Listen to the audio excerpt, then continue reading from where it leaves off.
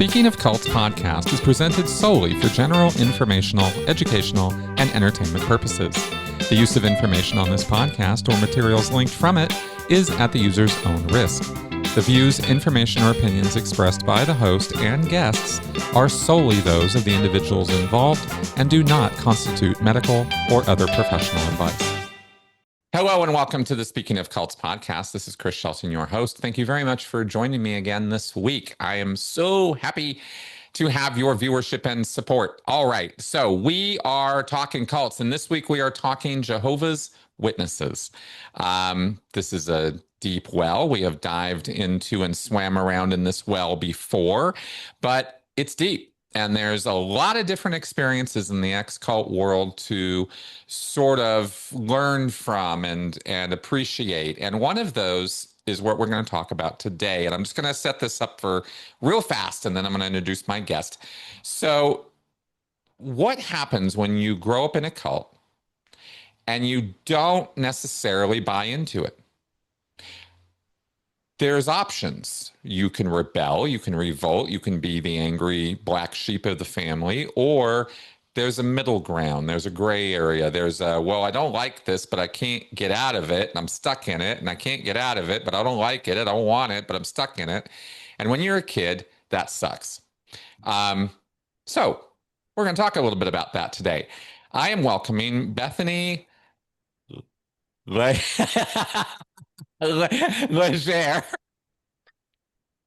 talked about it before. I know I butcher everybody's names, and I just did it. Bethany, hi. Bethany Leger, hi. Welcome to my show. Leger. Sorry. It's all good. It's all good.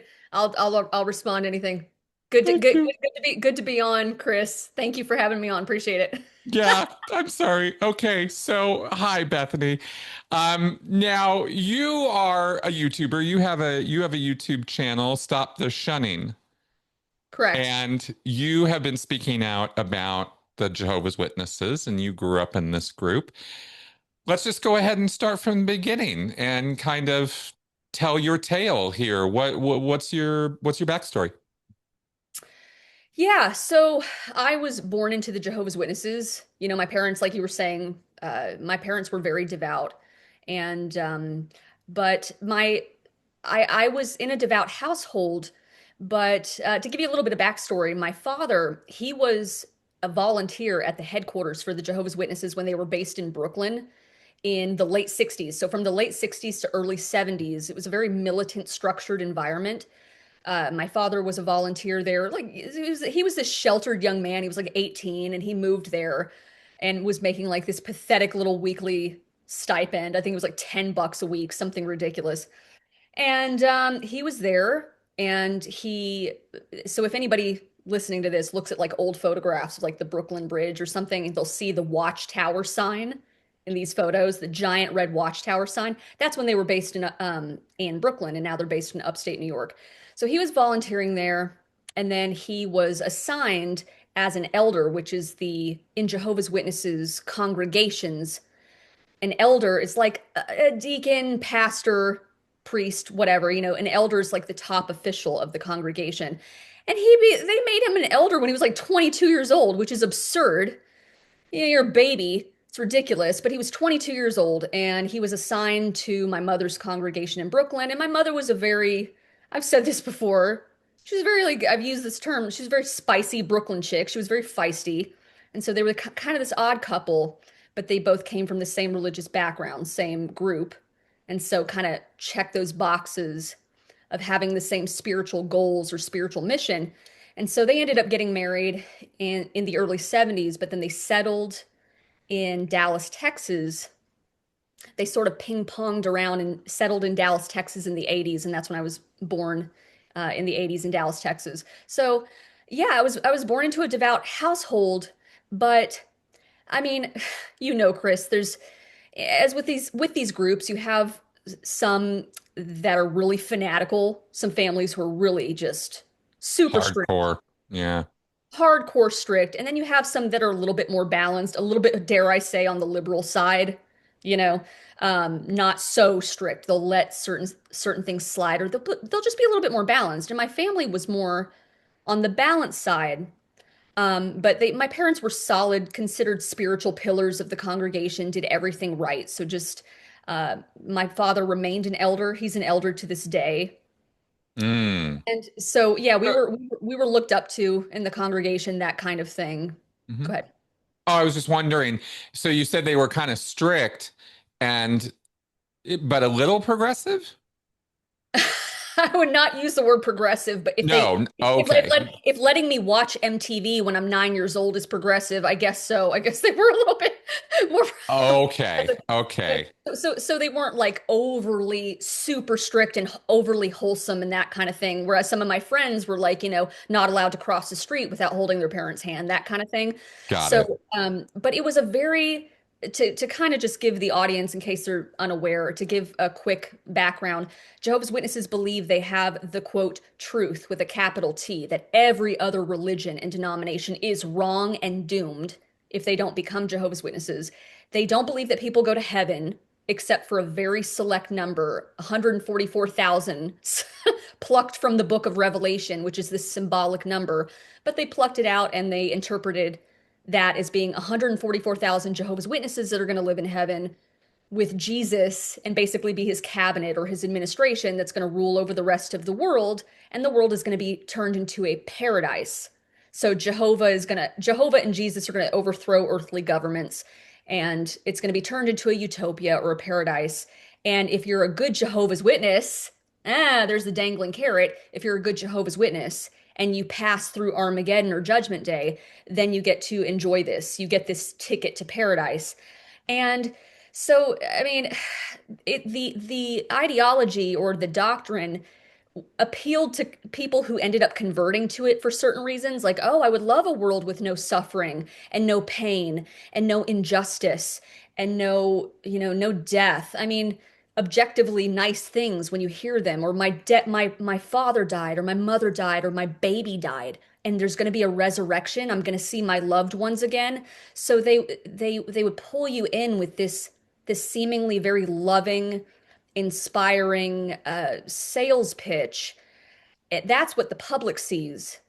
And of course, there's access to information now. There's social media. There's so much information on the internet.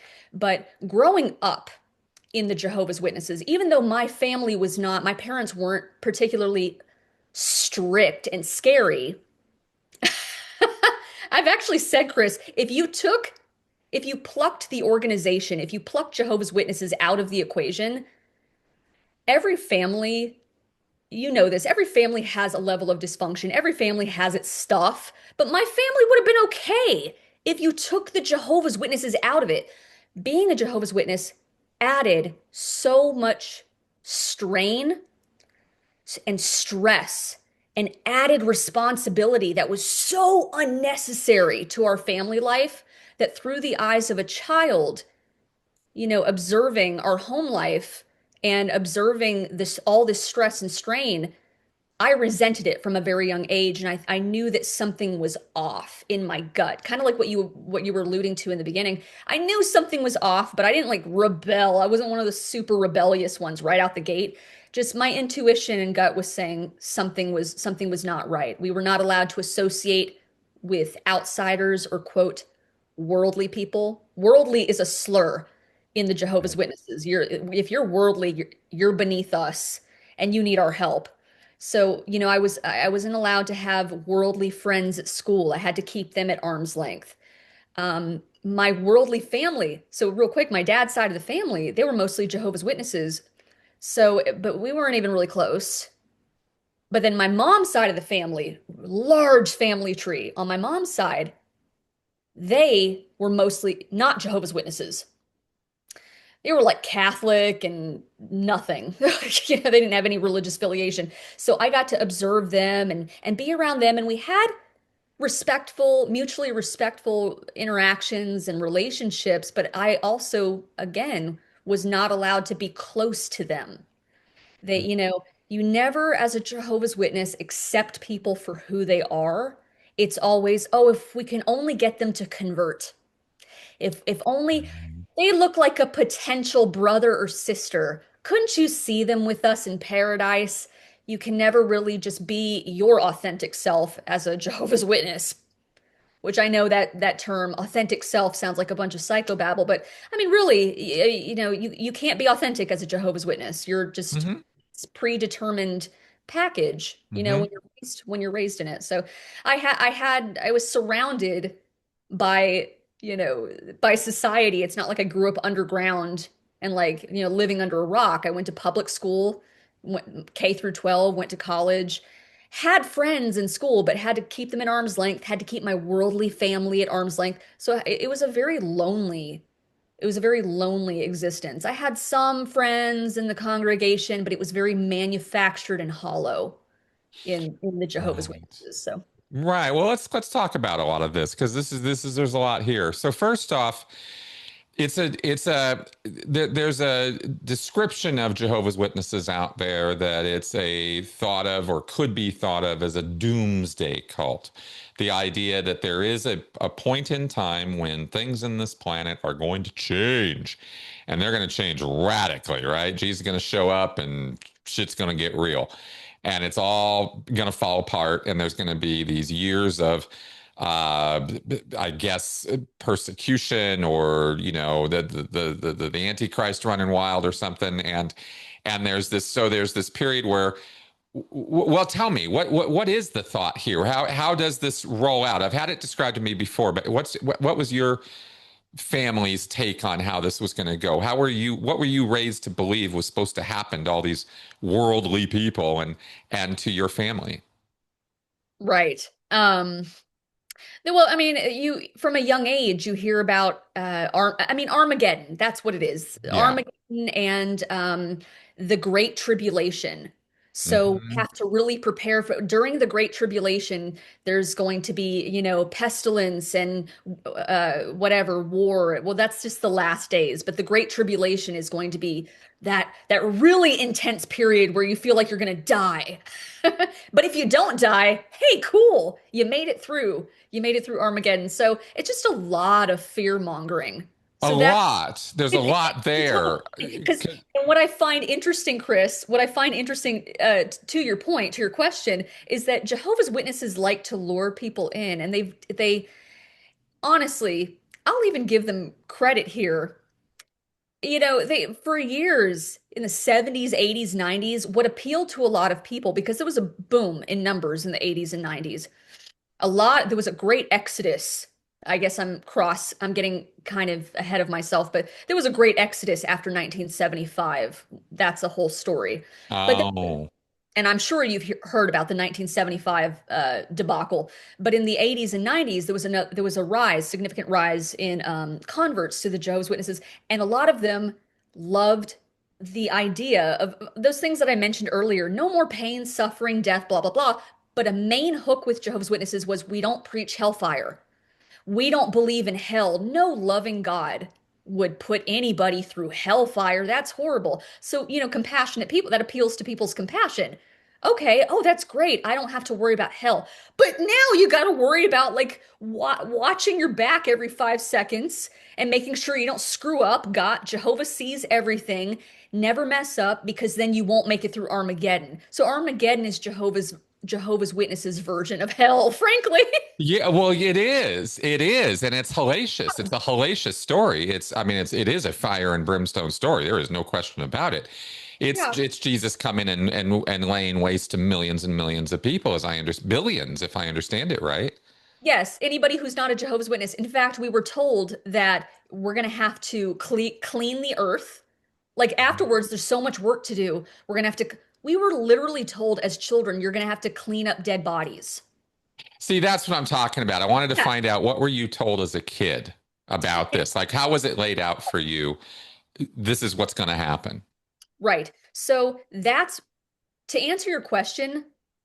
My parents presented, bless them, they tried to present their ideology because this is my parents' ideology. This is my parents' religion. I was born Right. into this craziness. I didn't elect it. I didn't choose it. No Right. one came to my door when I was 23. I didn't convert. I was just born into it, so it was all I knew.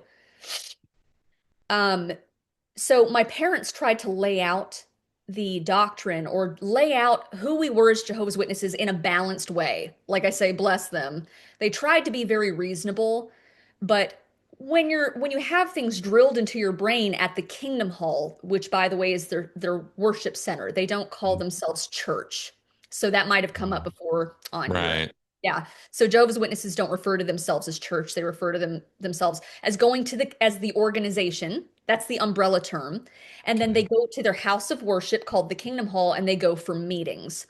So the way it was laid out was, we want as many people to convert so they can experience, Jehovah's love and experience paradise. Jehovah doesn't want to destroy people.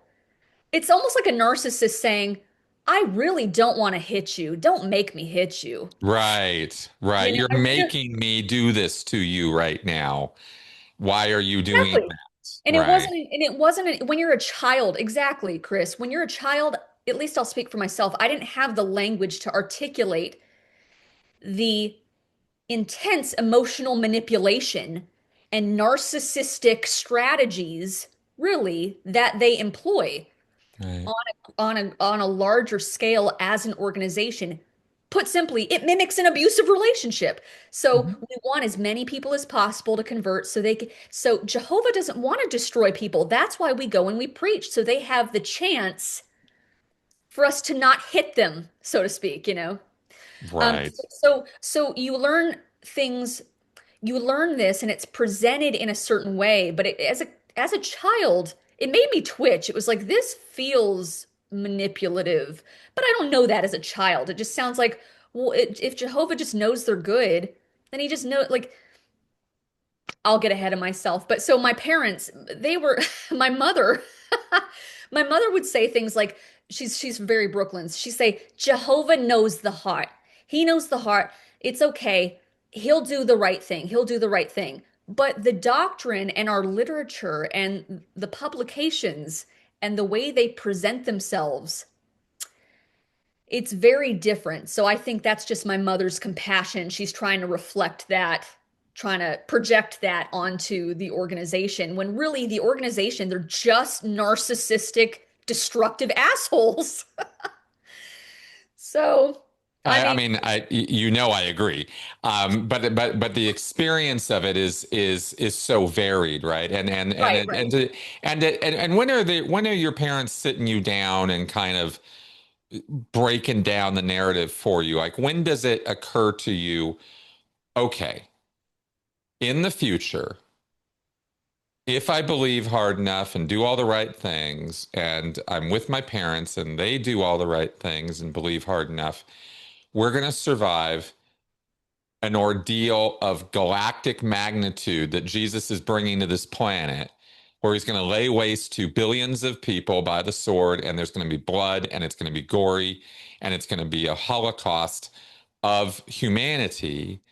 And then there's going to be a period of years where we're going to have to deal with a bunch of crap and prove our worth. And then he's going to come back around, and then we get the paradise if we're good all through this. At what point in your life does that all become clear? You mean did I actually buy into all that? Or just when it was laid out to you so that you understood that that was what the future your parents were imagining Okay. for you and them? When was, I mean, were you 6 years old? Were you 8 years old? How old were you when this clicked? Okay, so all of this, I was learning this from infancy. So Hmm. it's all flowing through. Week in, you go to meetings 3 times a week. For me, growing up, it was Tuesday, Thursday, and Sundays. So you have this Oh, regular three week times a week. 3 times a week, yes, plus preaching on Saturdays, knocky knocky at the door. Ah, okay. So you're there constantly, and it's drilled. I can get more into meetings and their strategies, but they drill this into your brain. But basically, to answer your question, they have something called the age of accountability. So it's like around 13, 14, you should know this by now. You should Okay. know better. And they're not gonna threaten you overtly. That's why it's a very manipulative organization. So it's like Mm. they've presented all this information to you. You've been raised a certain way. It's expected that by the time you're 14, 15, 16, you should be officially baptized. And baptism in the Jehovah's Witnesses, real quick, it's not like, ooh, hallelujah, I feel good this Sunday. No offense to anybody who, that's their church or whatever. But like, it's not like I gave my testimony and I'm getting dunked this Sunday on a whim. Jehovah's Witnesses have this, and I don't know, they've restructured their programming and behind the scenes. There's just been a new update, actually, of how they're doing several things. That's a separate story. Oh, okay. Yeah, some updates have occurred, but when I was growing up, it was, and I know they've done this for a long time. You had to, I mean, I was 14 when I got baptized. I got baptized, yeah, at 14, and I had to go through a series of questions. So basically, it was like 150 questions. And you think, so basically, they're testing your knowledge. Like, have you been paying attention? It's not just about your relationship with God and just, okay, I want to dedicate myself to this. I'm trying to explain this in a way that how Jehovah's Witnesses do it. You can't just, everything is very legalistic and systematic. So, Oh, for instance, if two people are in love, let's say, let me give you another example. Two people are in love and they don't believe in the institution of marriage. They just live together. And who's to question their love? That's not our business. They hmm. live together and they have a good relationship, and okay, they're not married. Maybe they don't get certain benefits or whatever, but okay, they have this strong partnership for however long. But with Jehovah's Witnesses, baptism, it doesn't work the same way. So it's not like, oh, well, you just believe you have a relationship with God or Jesus and that's good enough. You have to formally go to Jehovah in prayer and dedicate your life to him. And then you go do that publicly by getting baptized. But that's, again, that's just not on a whim on a Sunday. They have conventions and assemblies where there's a district in your district, thousands of Jehovah's Witnesses gather. And prior to that, you have to apply for baptism. So at 14 years old, there's like a 6 month period where being asked questions. And I'm 14. I'm a minor. Minors can't vote, drink, drive, get married in most places. And, you're committing yourself to this belief system, and you don't understand the gravity of what you're getting involved in. So I'm being asked these questions, and Chris, I don't realize it's just watchtower doctrine. You think you're answering Bible questions like, what does this mean in the scripture, blah, blah, blah? What does this mean about the Great Tribulation and Christ's millennial reign and what's going to, like, do you really understand what you're getting involved in? And then a grown ass man sitting in a room asking you these questions with a clipboard, like, okay, oh, you're doing such a good job. Check, check, check. A grown ass man should be like, hey, you're 14. You don't realize what you're doing. So the adults in the room don't have your best interests at heart because they're in a cult. So Well, for sure. Is this their version of informed consent? I guess that you I could mean, put it this is that them checking off all these boxes of you know about this and you know about this and you know about this and you know about this. way. I And mean, yeah, so I guess in their mind, from their more experienced perspective, they're thinking, well, I'm making sure this person understands the price of entry and the gateway that they're walking through here. right. And but you're 14, so how the Well, hell you're are you supposed to 14. know, right? Yeah, Exactly, because exactly. yeah, You're 14. You're 14, and it's all you've ever known. And here's the thing: there's a lot of social pressure. Okay, yeah. so all your friends are getting baptized. My father is an elder. Okay, so he carries this clout, and I'll give my father credit. I give credit where credit is due. My father was not a clout chaser. He didn't care. He was actually out of the goodness of his heart trying to, do good things for the congregation and guide the sheep. He really had, my father really did have good intentions. He was Sure. very much in the background. He didn't care, but he happened to have, a position. So my father's an elder. My mother is very devout and very well known. And my brother went off and did his own thing and was causing, some problems for my parents' image in the congregation. And that's another thing. I loved my brother, worshiped my big brother, didn't care about that at all. I didn't have conditional love for him or for my family. But but this all this pressure, you don't realize later when you're a grown ass adult, you step back and you go, oh, this is undue influence. It Hmm. appears to be, like you said, informed consent. It appears to be informed consent. But you're like, this is coercive control. If I don't get baptized, my parents are going to be like, okay, tickety tock, you're making us look bad.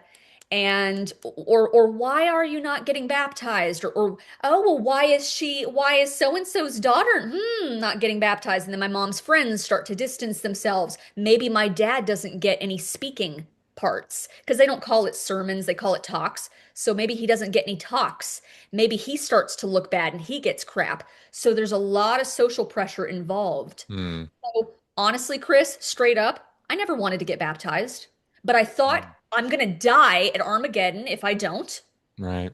So there's this because I have some people who come to me, and not just me, this is just kind of a question that's posed, is like, well, there's the baptism loophole. Well, I just didn't get baptized, so therefore I'm not shunned.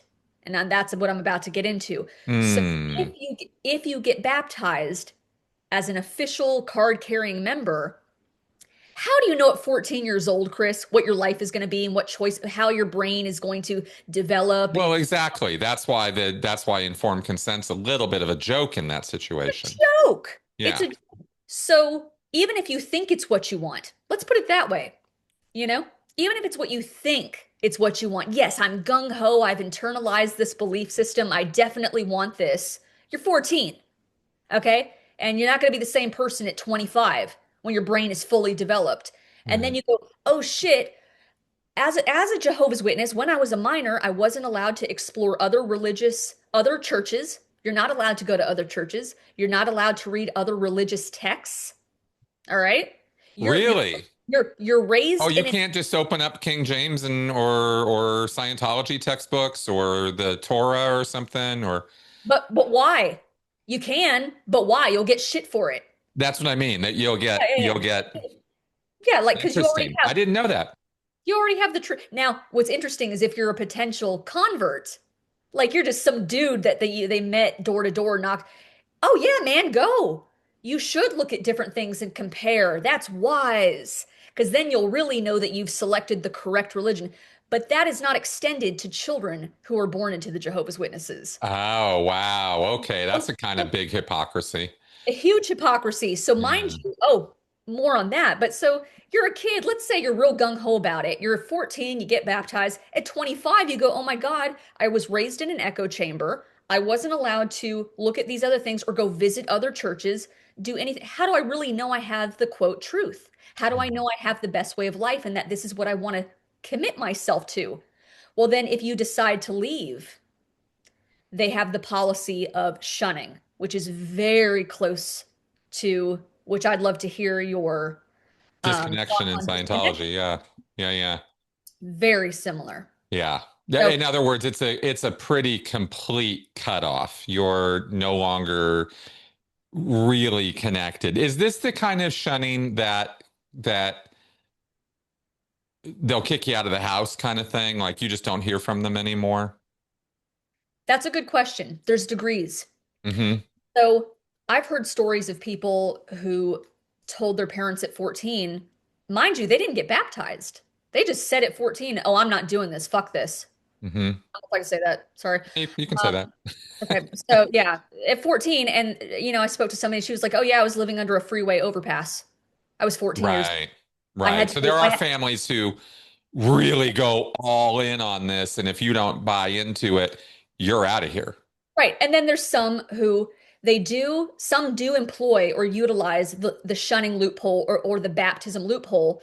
They don't Okay. get baptized, but they don't live like Jehovah's Witnesses, not eat, sleeping around, drinking, fornicating, sex, drugs, and rock and roll, whatever. But because they didn't get baptized, their devout family won't shun them. So Okay. that's hypocritical. It's like, well, if you think this person is such a dangerous influence and is, doing all these things that offend your moral conscience and moral code, then why are you having a relationship with your son or daughter who's engaged in these activities? Oh, just because they didn't get baptized? It's see the legalism, the I see the legalism. loophole aspect there. Yeah. Because of course they're doing that because they love them. I mean, but it's the conflict. There's the conflict Conflict. that is created by the institution. Exactly. Yeah. Exactly. So also to answer your question, so I get baptized at 14.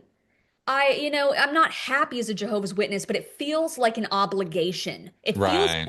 It feels like the right thing to do, even if I don't like it. It's like, Sure. well, this is the right thing for humanity, so I'm gonna do it. And I do feel deep down some sort like I don't know how else to say it, some moral duty or moral obligation, but I am not happy. And it ended up making me just physically, emotionally, psychologically just sick. But when I left, I disassociated. So there's different, like similar to Scientology, and I like to hear your feedback on this and how it Yeah. works for Scientology. In the Jehovah's Witnesses, you have something called, this is one of the recent changes they've made. They have something called, that we all know it as, disfellowshipping. You're right. Okay. You get disfellowshipped. Right. Yeah, So yeah. disfellowshipping is, we kicked you out. And it doesn't matter. They have these things called judicial hearings, which is a recent change. Now they're not calling them judicial hearings because there's legal implications, and they found themselves in hot water. That's it in a nutshell. Yeah. But for years, for decades, Chris, 70s, 80s, 90s, 2000s, for decades, these judicial hearings, you'd sit before a tribunal, okay, of these three older men, and in many cases it was minors. My brother got disfellowshipped because he smoked a joint at 16. Something stupid boys do at 16. Right. And they treated him like he was a criminal. He was brutally shunned for 2 years.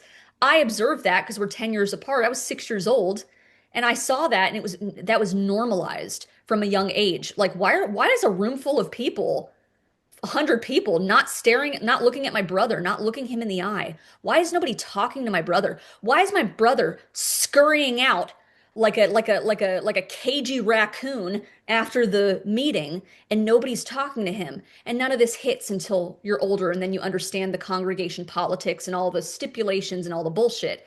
But these judicial hearings, so if you are considered guilty of one of their breaking one of their many rules, many spiritual offenses, whatever. I'm not even getting into that. You're in trouble, you effed up, you get disfellowshipped, they kick you out. Mhm. Okay, and then there's a reinstatement if you choose to. If you want to come back to see your family because you are shunned and treated like you're dead, no text, no phone calls, nothing. Like just absolutely treated like a criminal. If you want to be reinstated, you can put in a letter of reinstatement. And again, this is fresh, Chris. They just had, if you look at other XJW YouTubers, they're covering this right now. There's been recent changes Mm. to the fine print of how they do all these things. But basically, the legacy of shunning in the Jehovah's Witnesses is you treat that person like they're dead. No eye contact.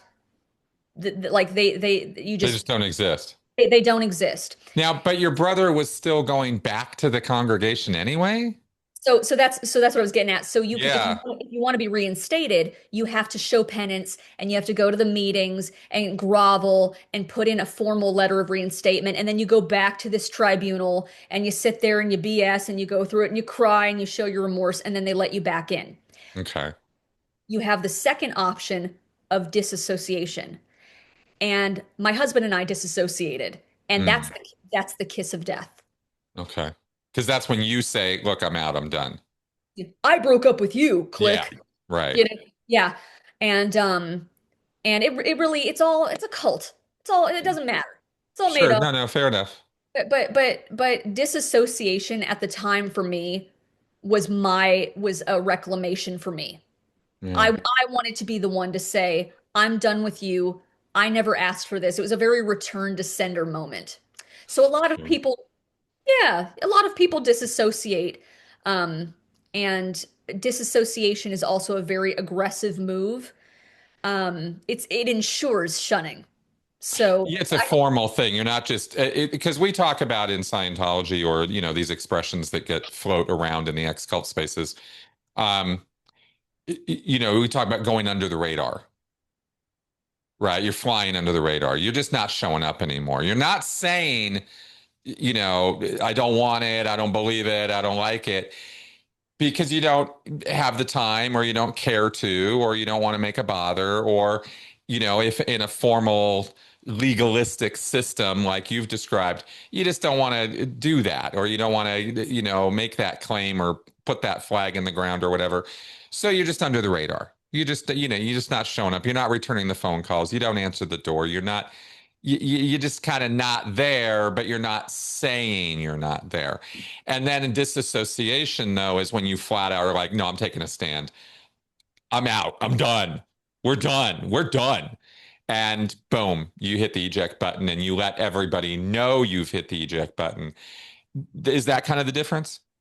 Exactly. Yeah. Exactly. In fact, so you called it flying under the radar. Yeah. And that's perfect. So Jehovah's Witnesses in the ex-Jehovah's Witnesses community, it's called fading. There you go. Yeah, Yeah. it's Yeah. called And fading. Yeah. the ex-Mormon guys have the physically in, mentally out, Well, you know. that's Oh no, that's JWs, isn't it? yeah, That's the JWs who do exactly. that. That's right. That's right. Yeah, yeah. In fact, So that's that's the the more title. that's the JW thing. Yeah, the In fact, physically in, mentally out. and that's the title of my book, Physically and Mentally Out, That's Navigating right. Directions from That's right. Watchtower. Right. So Yes. Yes. Yes. Yes. yeah, so you have people who are physically in. So again, to bring up the acronym PIMO, some people are physically in the organization, but they've mentally checked out. They believe they know it's BS, they know it's a cult, but they're staying because of the shunning threat. Right. They know they're gonna get crap from their families or just straight up cut off. It Right. depends on the family, but most families are gonna just straight up cut you off, especially if you use the C word. And I'm talking about cult. Oh, Um, sure. Yeah. Yeah. but then also my brother, the difference, my brother was a pony. He was physically out but mentally in. So when he was younger, he had that little they had the thing where he got ejected at 16, but he came back really quickly. And then but then he fell off the radar and faded for like 20 years. Mm. And mind you, this whole time, I don't care. I love my brother regardless. But you hear things, and there's gossip, that strong, toxic gossip culture in the Jehovah's Witnesses.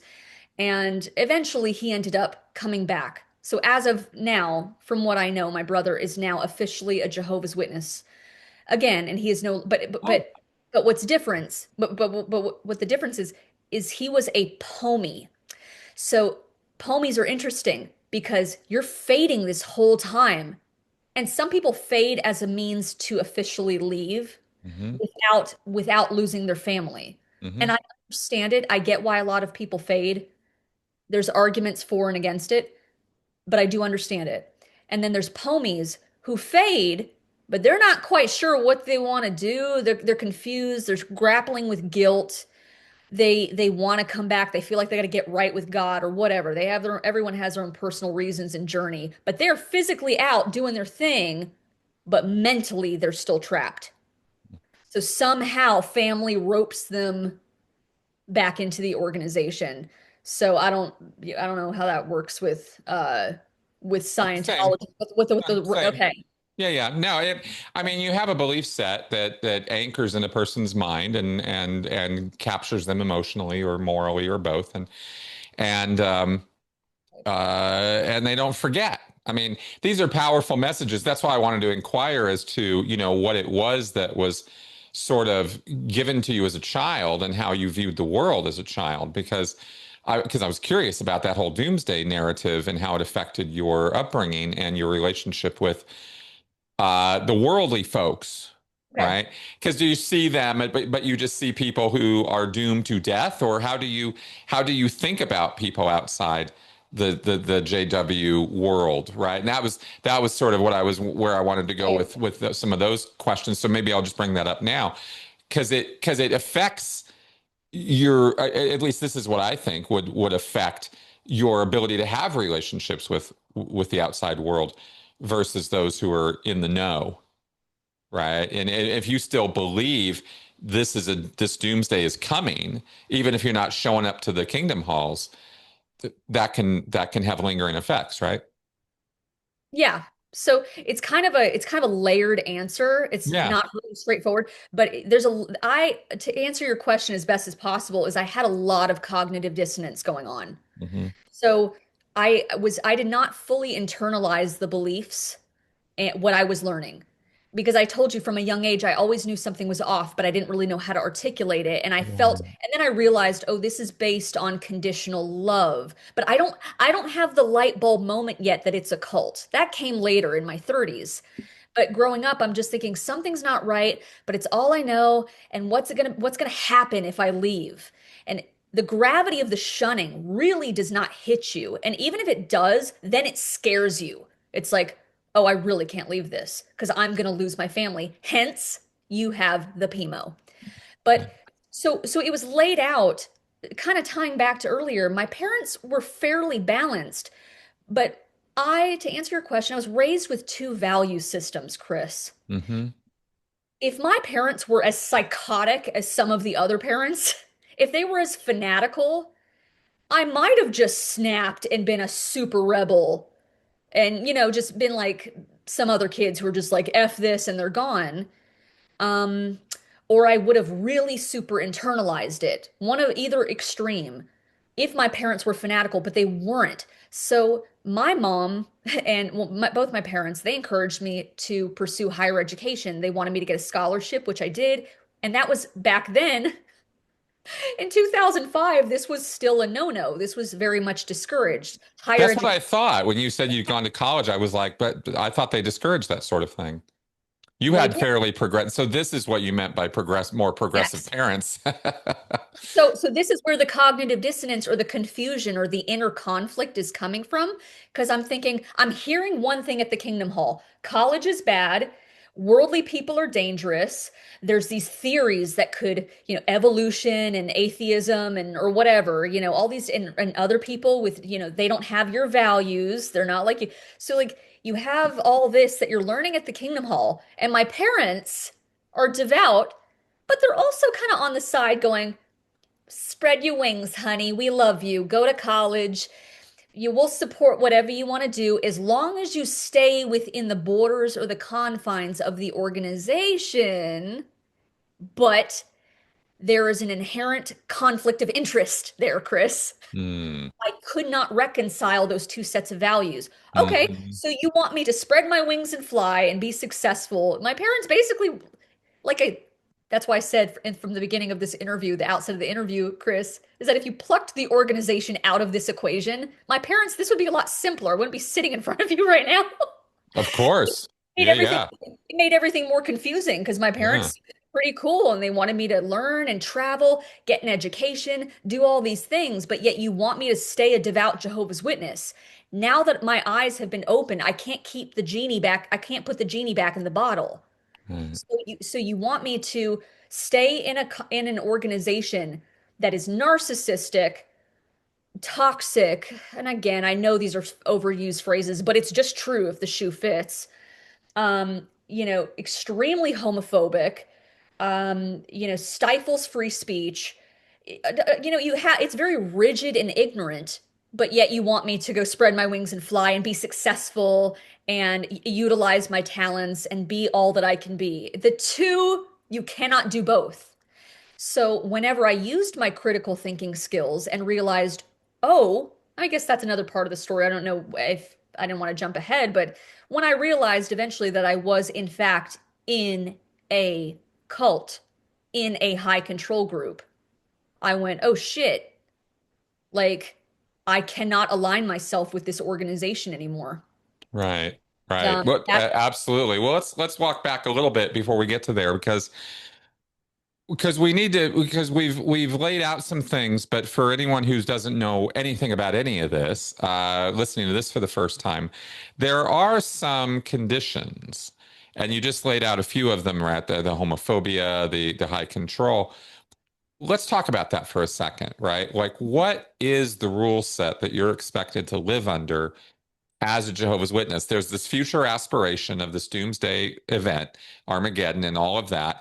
And we've covered that sort of enough to get the idea, right? But the path to getting to Armageddon and being a good, faithful follower of Jehovah means you do what? I mean, okay. like Mormons Yes. can't drink coffee and do this and Okay. do that. What do you guys, what are the things you're supposed to follow? I understand what you're saying. Okay. So you have to follow a very strict schedule. and they call it the Bible's moral code, but really they have their own flavor attached to that. So, for instance, you have to be at all the meetings. So this is not just show up to quote church when you feel like it. You have to be at all whenever their meeting times are. You have to support your meetings and you have to prepare. This is important. You have to prepare for these meetings by studying their publications. So anybody out there listening, you know those obnoxious watchtowers that they dump on your doorstep on a Saturday morning or squeeze into your screen door? There's themes each week and it's set up in a Q&A rhetorical style. So there's no authentic discussion happening at the meetings or critical thinking skills that are being employed. What's happening, Chris, is they're saying like, okay, paragraph 1, just to give you an example, just Yeah. boilerplate example, and because this is what they have to do. Okay, and there's like 22 paragraphs you end up studying. This is very structured. These are very structured programs, and it is brainwashing because you learn it from birth. You follow this exact same program from birth. So 3 times a week, you're studying these publications. There's a specific theme for the week or that evening, how, depending on the day. This is paragraph 1. Why, we read this paragraph, but the answer's already there. Hmm. Okay. This is Okay, why do we not associate with people in the outside world? And you have the elder standing at the podium, okay, looking out into a congregation of 100 people. And everybody's hands are raising. And so I'm like 9 years old. I raise my hand. Oh, yes, little Bethany over here. And I'm like, we don't, and they hand you a microphone. We don't associate with people in the outside world because they don't serve Jehovah. Good job. Okay, next question. So it's like Jehovah's Witnesses, they something that they love to do, they've done this for decades with potential converts, is that they pose themselves as being very open-minded and that it's a good thing that you're asking questions. I like that you're asking questions. We're interested in people who ask questions and challenge, you know. But you can ask the question, but you better accept the answer. You Mm. can't question the answer that they give you. Mm. That's where the confusion as a child, I'm presented with this information, but I'm like, but what I have to respond in a watchtower approved way, or else it sounds subversive. Well, you're not lining up. Your values, Bethany, and your answers are not quite aligning with what you've been taught. That's tying back to the whole you should know better. So a lot of things you're not threatened or beaten with a stick, but there's this psychological manipulation. So you have to go through this process with the literature 3 times a week. So you have to attend these meetings. So imagine, you might not be branded and trafficked, but you're going to meetings 3 times a week from infancy. And imagine you do that and now you're in your 70s. If you wake up now, it's the whole sunk cost fallacy. You've spent your whole life in this, and all of a sudden it was all a lie. So you go through those brainwashing sessions, and then you also, in order to answer your question, like what do you have to do to get to Armageddon and pass through and make it to paradise? Yeah. You have to attend these meetings and it's totally arbitrary. It's not like this is in the Bible. The Bible doesn't say go to the Kingdom Hall 3 times a week, Mm-mm. but they pride themselves on following the Bible. That's what makes them so hypocritical. So you have to go to these meetings, and then you have to preach. You have to engage in the preaching work. And I mean, this could spawn off into another conversation. Back in the 70s and 80s, if you could put in 100 hours and there was different tiers. If you preached for 80 hours, you were called this. If you preached for 150 hours, you were called this. You didn't get paid for any of this. You didn't get a trophy, but it was just status. And that's how Right. cults work. They prey on your vulnerability to want to be able to say, "Oh, I'm a such and such. I'm something. Maybe I'm nothing at home. Maybe I didn't go to school. Maybe I don't have a degree, but I have a degree of clout because I've achieved these levels." So you basically have to in simple terms earn your salvation. They claim that's not what they do. They claim no, Jehovah looks at the heart. That's the most important thing. Are you kidding me? Probably, Chris, probably 2019, don't quote me on this, but probably maybe 2019 or 2018, they printed in their literature, unless you are a baptized member of the Jehovah's Witnesses organization, you will not survive Armageddon. Right. Crystal clear. Yeah. So, Oh so yeah.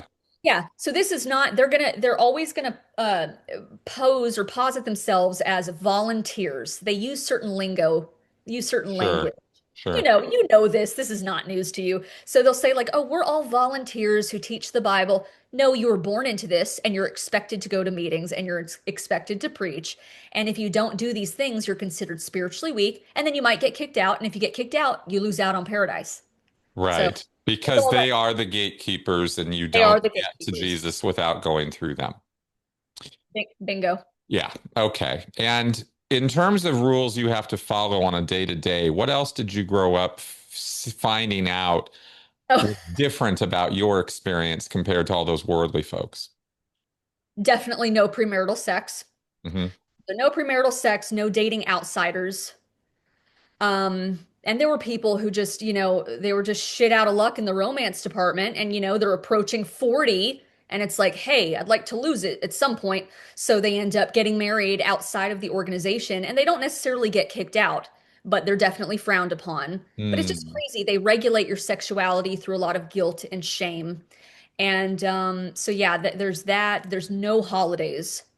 So Yeah, Jehovah's Witness. no holidays, right? Like nothing. No birthdays, no Christmas, no Halloween. I mean, all the kids stuff is just not there for you growing up, right? There's no Halloween costumes, there's no Christmas presents, there's no birthday presents. This wealth of social experiences that most Yeah. kids, Jehovah's Witness kids, don't get. Now, again, I give credit where credit is due because my parents weren't so fanatical. They saw this void, and that bothered them. And so like they would use their wedding anniversary as like a time to exchange little gifts and stuff. So that was like our Christmas. I looked forward to my, parents' Your wedding. folks' wedding anniversary was like the Yeah, day y'all could give presents to each other. give presents to each other, and there was no rule in the rule book Wha- that said you couldn't do that. So Wow, whatever your dad really did find the loopholes, didn't he? Geez, that they is found the loophole. funny.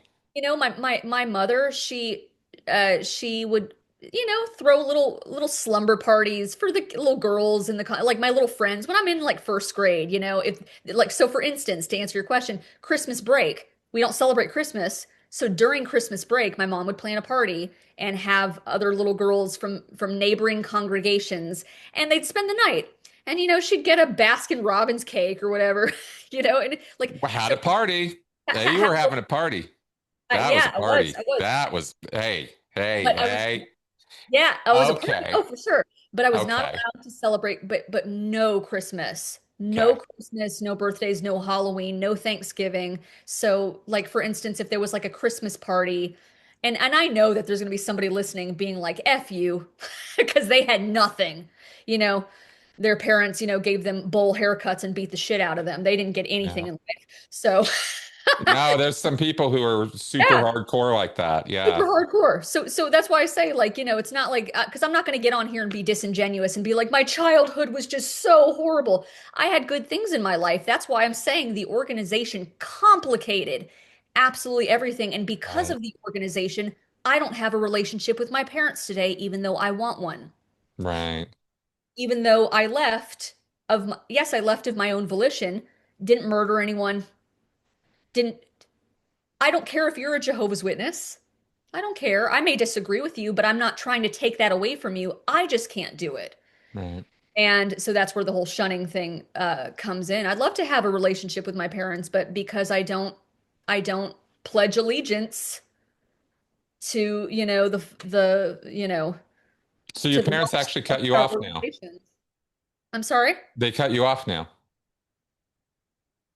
The language is, I mean, the Jehovah's Witnesses don't even use the word shunning. They don't use the word shunning or cutting off. They're very much like narcissistic abusers. You did this to yourself. You made me hit you. Yeah, yeah. So we could play a game, not you specific. I'm not talking about you, but just generally Yeah. speaking, people can play a game of semantics, but it is a form of disowning. Like if unless you're a Jehovah's Witness, we don't have a relationship with you. So Yeah, no, that's what I'm yeah, asking. So your parents literally don't talk to you anymore. that's correct. For Okay. eight, And if you for call eight. them, they don't call you back. So I don't reach out. Okay. I don't reach out to my parents. And I have my reasons. Mhm. I've seen so that's an interesting question that you say that. If I were to reach out to my parents, Chris, I'm going to get you're an evil apostate. Right. They don't use the word evil. They're going to say you're an apostate. You've made us look terrible. You've caused us so much grief. You're vocal. You're you are speaking against Jehovah's organization Hmm. publicly. Hmm. So it's like it's bad enough that you left, but you should have left and gone away quietly and crawled under a rock. It's so bad that you went away and then you got on the internet. Right. And they're also being told my parents are captives. It's not I can't change them, but they are captives, in this situation. I have things to say about that too, but um they are being told that their daughter is an agent of Satan. That's a new thing that they're saying at their convention. So apostates are agents of Satan. So if you're deep, it's so deeply ingrained, and my parents are in their 70s, they're thinking, oh God, our daughter is doing not the, I almost said the Lord's work. Wrong Lord, the Dark Lord's work, Dark Lord's work. Yeah. doing Satan's work. And I approached them when I was disassociating. I didn't just disappear from their life, and obviously not. I was so shocked. I presented the information and all the reasons why I was disassociating. And I don't have to go through all those reasons, but I presented the information and I told them the door is always open on my end. I love you. I don't care that you're a Jehovah's Witness. In fact, Chris, I'll say this now. My beef is not with Jehovah's Witnesses as individuals.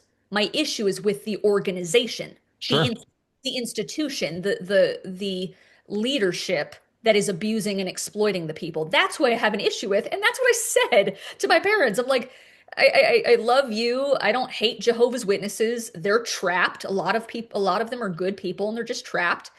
But dot dot dash, this is why I have to leave and I cannot support, this is why I can no longer support the organization. And yes, I'm putting in a formal letter.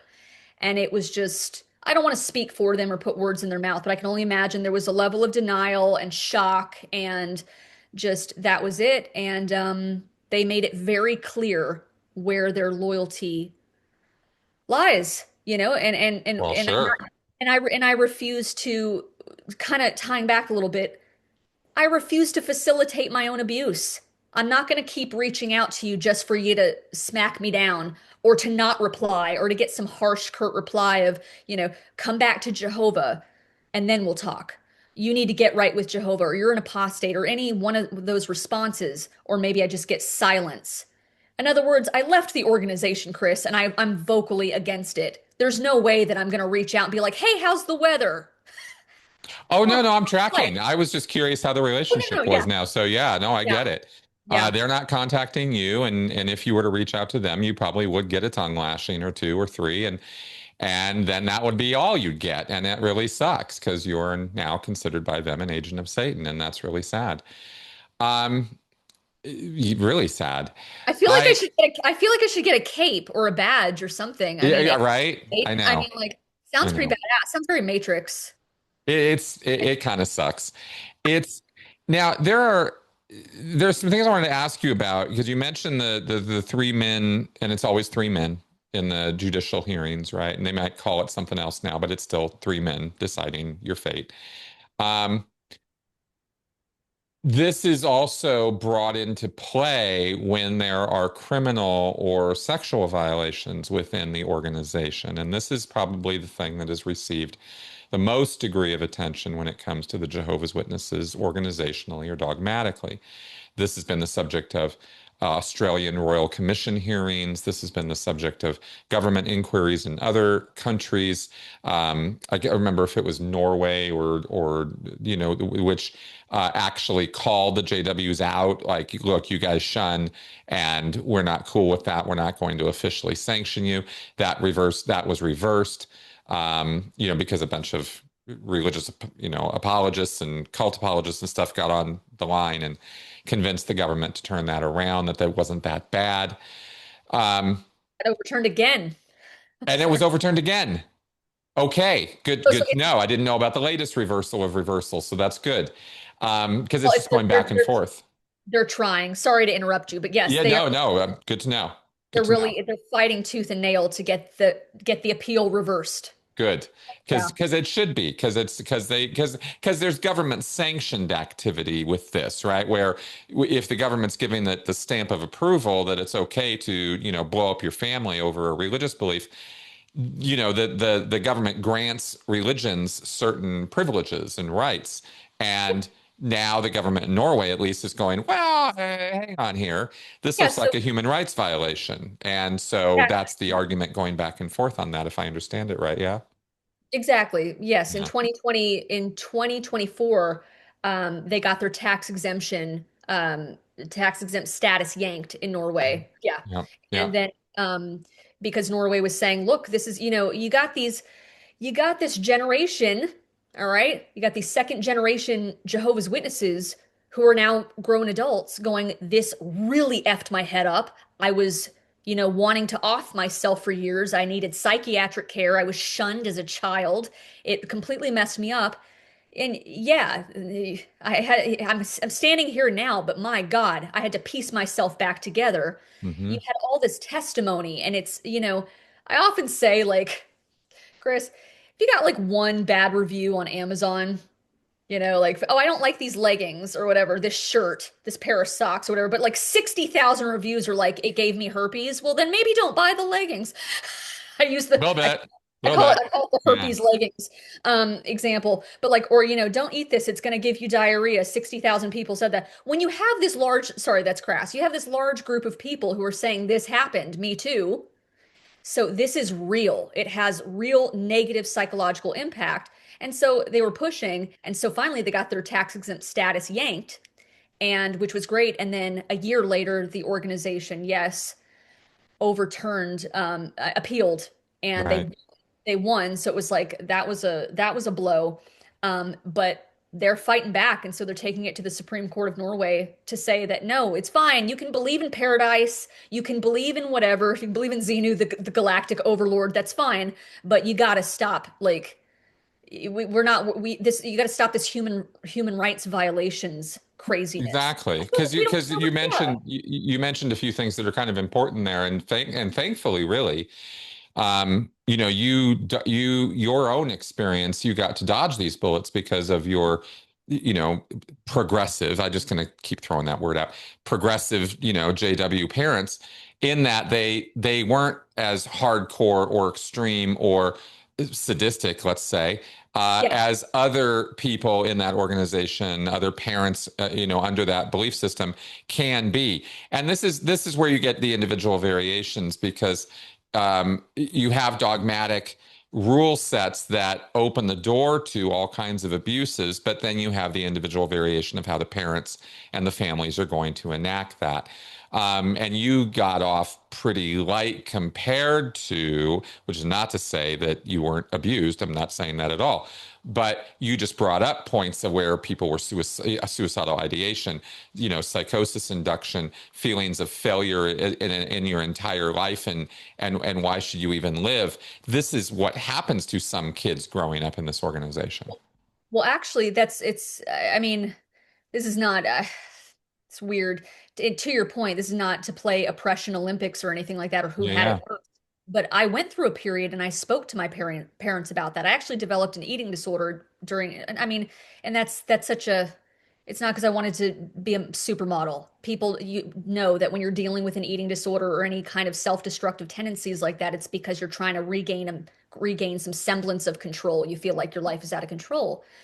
So I didn't feel like I was in control of my own life. So I actually dealt with suicidal ideation and dealt with an eating disorder during that time. And Mm, really, I'll be honest with you, Chris, that's what was guiding me of wanting to leave. And I expressed that to my parents, and it was just more of, "Oh, honey, we love you. That's so that grieves us." But they were still trying to sell me the poison as the cure. right. Just need to pray more. Well, it's Right. okay. Instead of going preaching, knocking on doors this Saturday, we'll take a little girls trip. We'll go do something fun. It's not solving the problem. I don't want to be a Jehovah's Witness. Are you still going to love me and support me and be in my life if I'm not a Jehovah's Witness? The answer is no. Right. So Right. I've said I don't have bruises on me. And it's true. There's a lot of kids who, in comparison, I did get off easy. But there's a lot of kids that had it horrible. But it's like also too, if you're just playing these mind games with me my whole life, it's like it's such a slap when I'm in my third, like really, you're gonna shun your only daughter. And anyways, that's what their conscience dictates is the right thing to do. I get that. I get that. And there's no words for it other than to say it fucking sucks. And I wasn't trying to play oppression Olympics either. I just wanted to make sure the audience understood from what you were Oh saying yeah. that there are degrees of this. And yet the organization sits there as this monolithic thing that says, look, this is how it is, this is the path, and this is the only path, and this is the truth, and it's the only truth. And so it's as black and white as you can get when it comes to, forcibly demanding behavior. You've Yes. got to do these things. And if you don't do these things and pledge these loyalty tests, right, pass these loyalty tests, then you're an apostate and you're worldly, and we just can't be connected with you. And oh, I'm sorry if that means you don't have parents anymore, right? Like that alone fucking sucks. But then you add on top of that, these other lifestyle inhibitions and I don't know, are there dietary restrictions in the JWs? I know you can't drink coffee and alcohol and stuff if you're a Oh, Mormon. no, I'm sorry. I'm laughing because fitness is definitely not prioritized. That's my own personal Ah, dig. Fitness is definitely not prioritized in the Jehovah's Witnesses. Maybe there's Gen Z and millennials that will prioritize fitness, but definitely not the boomer generation. They sure. were not, and they were not taught in their defense, and in all fairness, they were not taught to focus on themselves. Basically, if you were spending a little bit more time in the gym than the Kingdom Hall, you would get a talking to. So, Right, but, right. but but but to answer your question, just very simply, no, there's no issue with coffee. Or no, Jehovah's Okay. Witnesses can, yeah, You can there's have no. as much coffee as you want. You just can't have it at a birthday party. You can, yeah, you just can't have it at a birthday party. And you Okay. can't, but and here's another crazy thing. So here's another crazy thing to answer your question. Yeah. No smoking, but you can drink alcohol. Cool. Oh, so you can't smoke, but you Can't can smoke, drink. but you can drink. So if Okay. you're under all this pressure, Chris, 2 plus 2. You're under all this pressure. You got to maintain this moral superiority. You got to appear squeaky clean, keep this image. You have all this stress, financial, because you're not taught to, pursue any kind of job that's, going to improve your situation or make you, a good amount of money or whatever, like you're taught to, yeah, this poverty mindset, basically. You have all this weighing on you. You can't get laid. You can't smoke, you can't relieve, there's no pressure valve except alcohol. So, what do you think runs rampant in the organization? And a Yeah. lot of the leadership are alcoholics. Right. Right. So Right. that's what Right. I'm Right. saying. So they'll say things like we live by the Bible's moral code, and somebody could possibly be disfellowshipped, or they're using the word removed now. Again, that's one of those recent changes.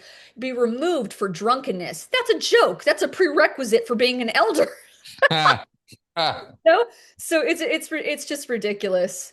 Sorry, I don't. Yeah. Well, emotional Yeah, outlets are gonna happen no matter what, and there you go. So, they're they're gonna they're very, find their they're very way. tightly wound. They're very tightly wound, and I feel like if Jehovah's Witnesses just, well, they can't release that grip, because if they do, then they'll be just they'll people will leave in droves. They're leaving in droves anyway because of social media and the internet and access to information, and their eyes are being opened. And a lot of people like me just got good and pissed. I'm just sick of you manipulating me. I'm sick of the control. So I just finally fought back. But when I found Stephen Hassan's book, and I'm sure this has come up numerous times in conversations with your other guests, Stephen Hassan, with the BITE model, standing for behavior, information, thought, and emotion control. When I was going through these bullet points in this each quadrant, I'm thinking, holy shit, the witnesses hit almost every single bullet point. They do. They that do. was a yeah, that was a major turning point for me, because Jehovah's Witnesses, like Scientologists, are told never go on the internet, don't read anything critical Right. of the witnesses or Scientology. So at the time, I was I stopped going to meetings and became inactive is the term they use. Fading is like an active process of like I'm really trying to back away. And it's more of like a contemporary or like updated term. They used to say inactive. Inactive is more of like a status of like you have not preached in 6 months, so you're technically inactive. That Right. doesn't mean you're necessarily fading, not trying to escape. You're just inactive. So I was inactive for 6 months, and then around that mark, I found the bite model, and that was when I went, oh my God, it's a cult because that was significant because Jehovah's Witnesses are told not to go on the internet. So I felt like, well, I'm not looking at apostate material. I'm not looking at former members who are just bitter and angry, even though they're completely justified in being bitter and angry. They were lied to. Those are appropriate human responses. But I'm seeing this objective criteria in these bullet points. I'm thinking this guy has no skin in the game. He studies cults. So that was a huge eye opener, and that was when I officially felt like, oh, I'm not going to the meetings because it's making me ill. Like I'm dealing with like I had a nervous breakdown and I feel like I'm going insane and I feel sick, physically sick. I can't do this anymore, but I don't know what my next move is going to be. I just need a break. So I became inactive. And then when I found that bite model, I went, "Oh my God, it's a cult." So that was like that was phase 2. And then phase 3, the final nail in the coffin, kind of like you said, there's variations with families and how things are presented. Well, everybody's exit story is different. So Hmm. for me, it was like I felt like shit. I can't ignore that I feel like shit. I'm engaging in very self-destructive tendencies. I have to stop for my own mental and emotional and physical health. So I stop going to meetings, find the bite model. That's phase 2. Oh my God. Okay. Objective criteria. Holy crap. I'm processing this. Okay. My head's kind of swirly. I'm definitely not going back to the meetings. But then that third phase, nail in the coffin, was when I found what you mentioned earlier, the Australian Royal Commission, which found 1,006 cases of CSA Hmm. in Australia alone. From like 1957 or something like that to the 2000s, found found cases. Who knows what else is lurking? That's 1000 right. 1006 cases of CSA cases, and that were never reported to law enforcement, not That's a right. single case.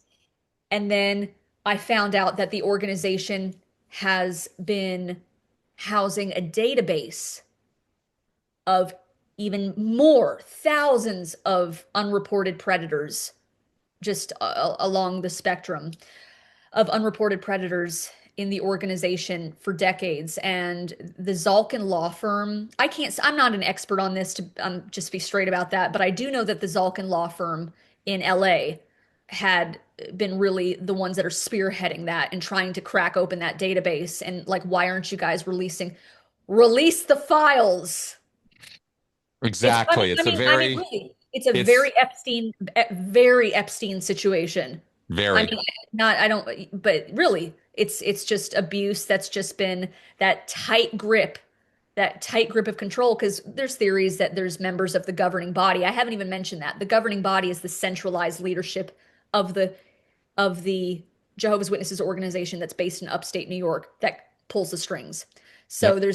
there's theories that maybe there's governing body members that are on that database, and that's why they're so strictly keeping it under wraps.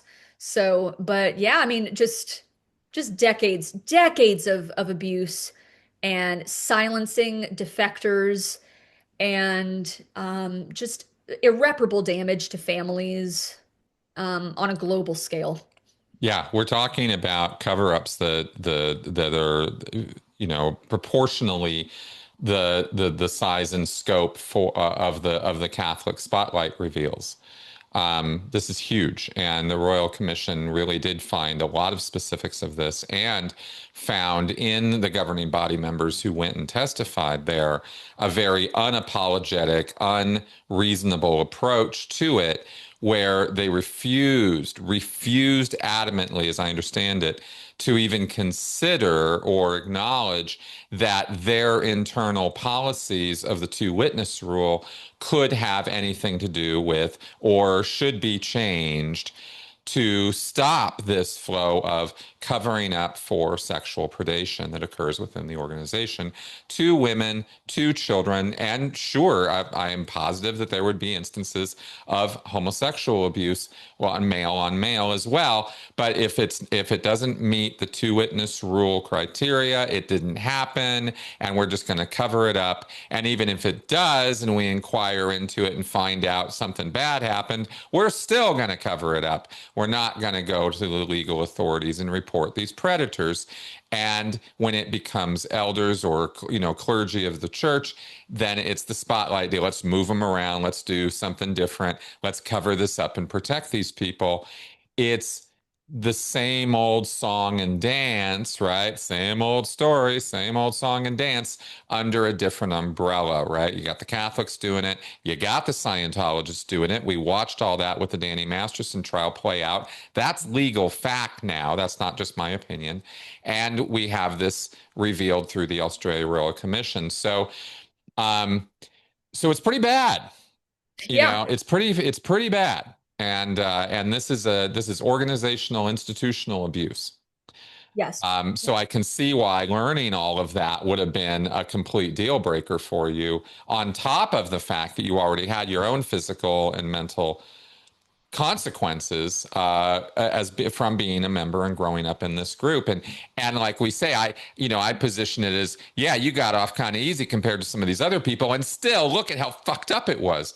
So it's not even a matter of, we're going to rank the oppression. It's just, Oh, no, this is no, no. this is fucked up, This is this is fucked up, and I didn't take it that way. Yeah, yeah. In fact, Chris, I begged my parents, and I know this is going to make them sound like they're horrible people. My parents are not horrible people; they're just brainwashed. Hmm. And I know some people might even disagree and say, yes, they are. I've had people say your parents are monsters. The fact that they do this, they're shunning you for 8 years, not listening. And I understand why they say what they say, and I can understand outside. I can understand different viewpoints, and I have my viewpoint. I think they're good people. I think their brains have been, they're not, they don't have their thinking faculties, but they're also not stupid. They're not Hmm. stupid. I think Hmm. there's just there's a cost benefit analysis to everything, and when your whole identity is conflated with being one of Jehovah's Witnesses, you know, when your whole identity is wrapped up in being one of Jehovah's Witnesses, and you that's how you receive love and friendship and community, you would think that your daughter would take priority over that. But also devil's advocate, it's scary to open up that can of worms, because now you have to ask yourself questions about your life and your choices. So, but my point is, little loop-de-loo back around, I begged my parents, don't look at me. Look at the list of CSA cases. So tying to your point, I didn't take anything by that. I'm literally telling my parents, look at this. They have a serious problem of abusing children. How can you not, like, forget your daughter? Like, how can you align yourself with an organization? And my father, who's been an elder since 1972, okay? 1972, you've known about this. You've had insider information at the top. How can you stomach this? Knowing about this. So forget me. Look at all the people who are being abused in this organization. Like, it should be a no-brainer. But that really should speak, Chris. Like, your podcast and what you've been through in Scientology, it really should speak to the indoctrination and the power of mind control. Well, it does. It Yeah. does. And it speaks to, and specifically, it speaks to, this model I put out, this REM model I have that I've kind of created, which explains this in terms of emotional needs and morality, which is butting right up against, as you mentioned earlier, identity. It's all about identity, and identity has everything to do with our moral foundations and our emotional needs. And so I've kind of laid that out in a little sandwich model. It's very, very simple. It's not any more complicated than the bite model, but it's understanding that when people's emotional needs, community, identity, meaning, purpose, that kind of thing, are being fulfilled to the degree that they are by these groups, because they're totalist groups. They encapsulate every part of your life, and therefore they take over your emotional needs and fulfill every one of them to one degree or another, and so therefore becomes irreplaceable and a kind of institutionally, the Jehovah's Witnesses or Scientology or the Mormons or whatever group we're talking about, when they start fulfilling all those emotional needs and your entire social network is built up around community in that group, it's inconceivable that you could just one day step up and leave, or that you could drop it or leave it or move on from it, or for some people question it in any way at all. They just can't let themselves go there. And then of course there's the moral layer underneath, which is even more powerful, because your entire world is ordered around this belief set, and the idea of right and wrong is completely defined by the group.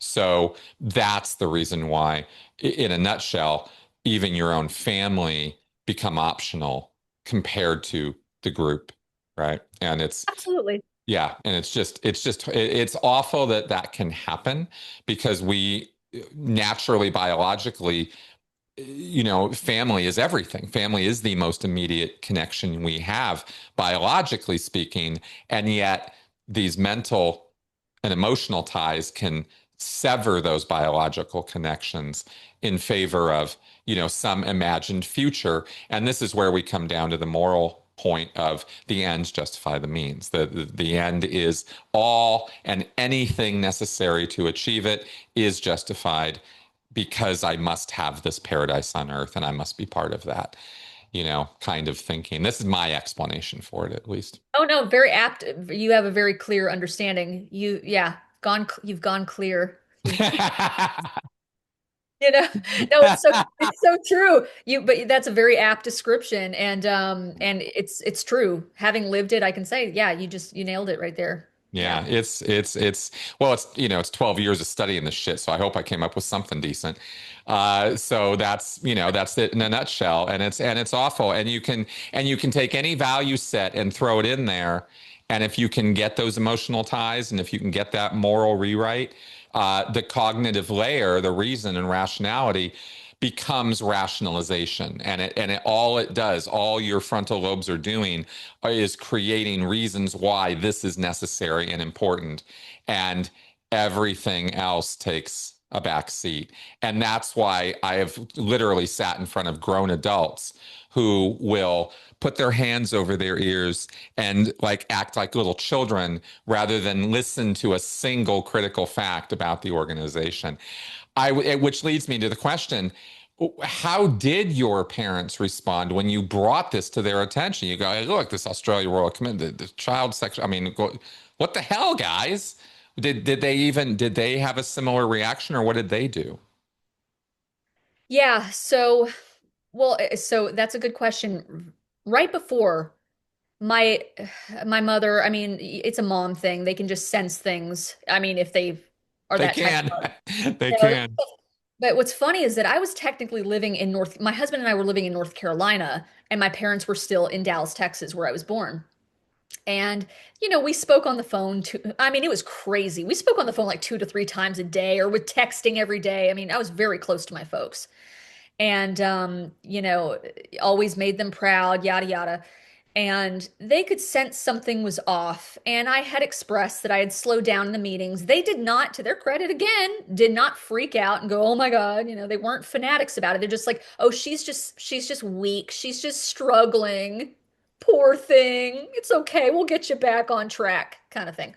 Yeah. And so leading up to that, to the disassociation, my brother, because he had faded for 20 years and then came back, something clicked in my brain. I remember the morning I was actually sitting drinking my coffee, and I got a text message, and my head was completely screwed up. This was before I knew I was going to disassociate.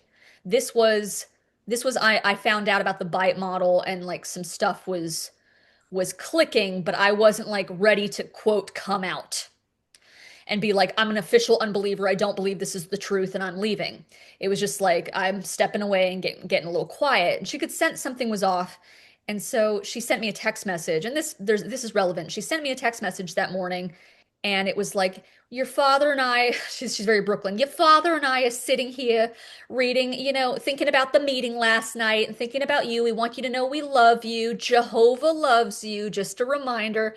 And here, read this scripture. We call them in the ex-Jehovah's Witnesses community. I don't know if anybody else calls them this. I call it this encouragement texts. So a lot of Jehovah's Witnesses who are trying to fade will get encouragement texts because Hmm. encouragement, I couldn't say the word encouragement for years after leaving the organization. I literally physically could not say it. It was a trigger word because Wow. encouragement is actually manipulation. It's not the true definition of the word. Encouragement is how can we get you back in? So I got an encouragement text from my mother that morning. And it was very like, and I know it's sincere. I know she sensed that her daughter was drifting away and she was sincerely trying to, bring me back in. It's not like there was any kind of nefarious intent. But something clicked in my brain, Chris, and I said, oh, I'm not giving my parents another 20 years of false hope. And that's really the moment where I said, and I literally said this to her, I said, don't do this. Literally, that was my sentence. Don't do this. I just need a mother. Can you just be my mother? That was my text message. I don't need Bible scriptures. Don't do this was the thing that I said. Don't do this. I just need a mother. Please don't preach to me. Hmm. And that was the first time. It really has less to, at this point in the story or whatever, everybody's exit story is different. Mine really has had to do with setting boundaries because some people are more rebellious, and I just wasn't. I was wanting to please my parents and please people, and I had weak boundaries, and quite frankly my parents have weak boundaries, so they modeled it for me. The elders are very intrusive, and so everything's modeled for you in the congregation. So is it any wonder you turn out the way you do? So I didn't have strong boundaries modeled for me, and so I thought to myself, okay, this is the first time I'm actually going to assert myself, assert my boundaries. And I said, don't do this. And it feels weird. It feels weird when you first start to do that. Yes, it And does. it feels weird. It feels like, oh no, I'm talking back to my mother. Yeah, right. Talk back to your Exactly. mother. And yet her response was understood. Love you, just letting you know we love you. But I really, Chris, just straight up, I'll spit it out. I don't think she was expecting what came next. I don't think she was expecting me to actually follow through. It was such a shock to my parents' system that I came back just to catch people up. Just a few weeks later, it happened where I found the Australian Royal Commission and the CSA cases. And that's when I knew I was officially done. Like sign, seal, delivered, officially on the line, done. When I knew I was officially done, that's when I spoke to them and laid everything out. And it was, like I said, I can't put, you never really know what's going through someone's mind. Maybe there's secretly something going on inside, but I don't know. But the response was very much defensive. And what I find interesting, I'm glad you asked this question, because what I find interesting about my parents' response was you would think they would say something to the effect of, oh, honey, be careful. Your eternal salvation is at stake here. Think this through. Jehovah loves you. Some kind like implore or really try to appeal to my emotions maybe or something really like think this through, honey. Don't do this. We love you. No, my parents' response was, well, these are the rules, and we are going to remain faithful to Jehovah and his organization. Wow. So they it's just a total shutdown. And it was Yeah, just an unwillingness to even consider it. That I get the defenses. Yeah. and quite frankly, it's your daughter. You brought me into this world, so I can understand the shock that your daughter is talking back to you, not disrespectfully, but like she's really standing her ground. She's not playing the game, the role that you want her to play anymore. She's Mhm. not the golden child who reflects you perfectly. And so their response, even if they're not evil, horrible people, it was a very narcissistic response. You hear of the narcissistic discard. Well, you serve no use. You're of no use to us anymore. And again, I don't Mhm. want to say that they're thinking horrible things about me, but it was like, well, She's gone the way of Satan. We can't help her. She cannot be saved. She's staunch in her beliefs. Well, we're going to be staunch in ours. They were just very defensive. And I get why they have to be, Chris. That's just the bottom line. I get why they have to be, even if I disagree with them. Their brains would explode. My parents are in their mid to late 70s. Their brains would absolutely explode. Or they're already secretly awake. I do not know this.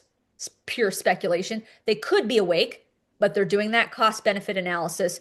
And what will it look like to everyone if they wake up now and have a relationship with their apostate daughter?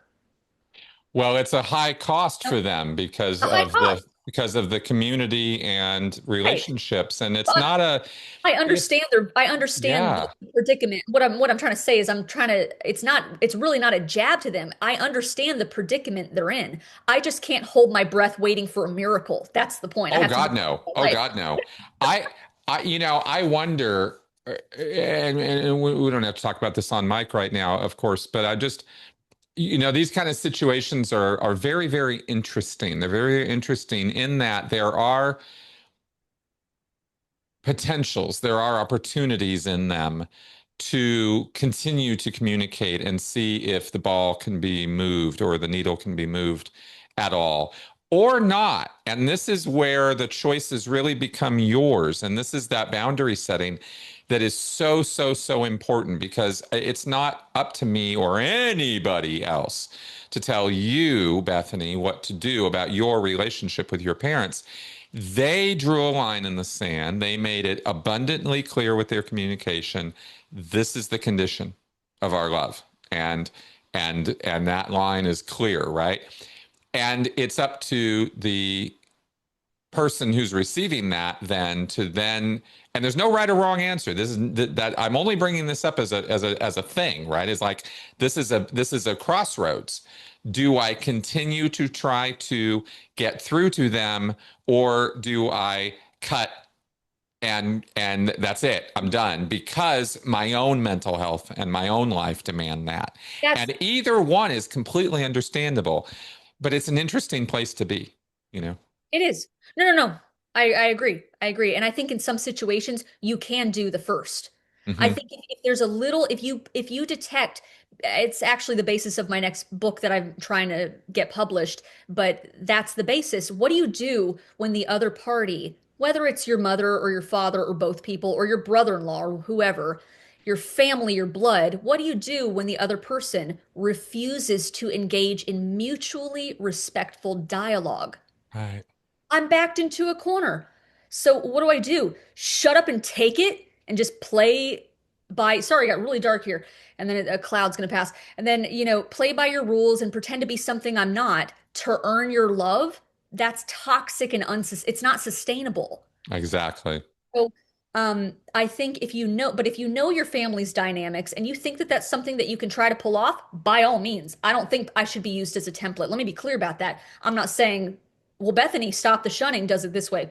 Dude, if you think you can get through to grandpa or dad or mom or whoever, go for it. To each their own. But if you keep getting hit, what's the definition of insanity? Keep doing the same thing and expecting different results. So I see a lot of my former peers, former Jehovah's Witnesses, and there's a lot of debate in the XJW community about this, about the shunning rule. They believe, and I can respect different viewpoints. I may not agree, but I can respect it. They believe that love should prevail, that no matter what the organization does, I'm not going to be like them. I'm going to continue to reach out and show my love and show. But to me, and I get it, but to me, that you're just putting yourself out there for more pain and more heartache when your parents come back and give you that lashing or they're callous or what. It's like, don't waste your time. Like they've Right. proven themselves to you, and I'm sorry that they're your blood, but you're accepting behaviors from your family. You're giving your family a pass for behaviors you would never accept from a stranger. So why is it okay that you get it from mom and dad? But it's because it's mom and dad. It's very tricky. It is. So I understand why people do it, but I think if you don't draw a line for your own self-preservation, let this be on, Mike. to whoever's watching this, to my mother and father, I love you. I would love to have a relationship based on mutual respect. But if you're not willing to meet me halfway and I'm just the bad guy, I'm not playing that bullshit. I'm just not. Exactly. I'm just And not. and you have every right not to. And that's that crossroads point. And it's a Because that's literally yeah. the only, that's really the only issue. I literally will not say a word about your belief system. I respect whatever you want to do. I'll take you to the Kingdom Hall. I disagree with it, but you need a ride, I'll take it. It's not my life. That's your business and your belief system. But to think you have license to treat me disrespectfully or talk to me like a moron or just yeah, to treat me like that, to treat me like I'm a criminal or be disrespectful to my spouse or to be constantly critical. I'm not playing that game. I have to preserve my own sanity. That behavior is not welcome in my life. Me personally. And maybe if somebody else can get around that and get through to their parents, cool. But I just I think you got to move on with your life at a certain point, or else it's just going to make you sick. Just, That's right. No, this is absolutely the individual choice. And this is and it's and every single person. The only thing I ask and putting this stuff out there for people to is here's some food for thought. Here is something to consider, right? There are options. You have options available to you. And this is something that I do in working with people who are family or friends of active cult members, right? Is there's a conversation that has to happen. And the first point of the conversation is, okay, well, if you do want to have this relationship with this person who's in a cult, there are limitations. There are things you're going to have to acknowledge. And there are ways of moving forward with this. And it's not just you get to say whatever you want, however, you know what I mean? Like it becomes a little strategic. And you have to decide whether you want to be the person who is going to try to change their life. Do you want to do that? Is that a responsibility you want to have? Because if you succeed, there's going to be consequences, right? mm, They're going to go through emotional devastation. They're going to go through moral dilemma. They're going to go through social disaster. And you're the one who's kind of pushing them in that direction. Are you willing to be responsible for that in extracting them from their cult beliefs? Or can you have a relationship with them regardless, right? They're not the ones who instituted the two witness rule. They live under it, but it doesn't really touch their life the same way it did, all those victims. So we can differentiate, abusee or victim from victimizer and figure out and sort out what should the relationship be for a person, right? And I just throw it out there as food for thought for people so they have more to think about with this. I sit in no position of judgment about people on this, but I bring it up just because I want the viewers to understand that this is a nuanced, complicated thing. And some people are just black and white. No, you should cut them off. Fine. If that's your thing, fine. Maybe here's some things to think about, right. And you I know. think I think that's very good food for thought. I had a therapist once tell me, she says, and she was a therapist. She says, not everybody needs therapy. Some things are tucked away in the closet that need to stay in the closet. They don't have the capacity to, she said it way more eloquent, eloquently than I did, but she was like, there's certain things that are tucked away that they don't need to quote work through or heal or whatever. Some shit just needs to be filed away and just don't deal with. It's gonna make your life worse to tackle it. Mm, And in a similar way, it's like with my folks, maybe it just caused too much of an upheaval at this stage of their life.